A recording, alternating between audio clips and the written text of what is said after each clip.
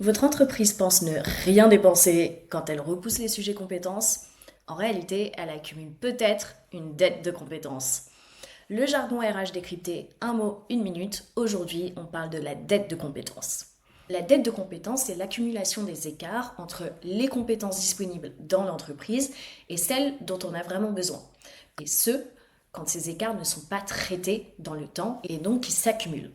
En gros, un skill gap, c'est un écart qui est mesuré à un instant T.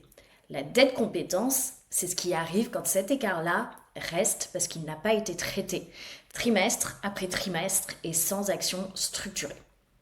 Par exemple, une compétence digitale devient critique pour un métier. Si on ne la développe pas en interne, quelques mois plus tard, on doit recruter dans l'urgence, former pour plus cher ou même ralentir un projet stratégique. Cette dette de compétences n'est pas à confondre avec le simple manque de compétences ponctuelles.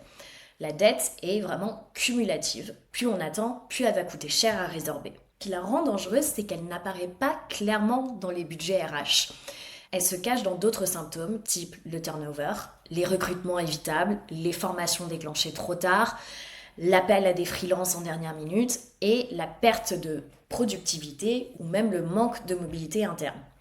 Pour une entreprise, ce n'est donc pas uniquement un sujet RH, c'est un véritable sujet de performance.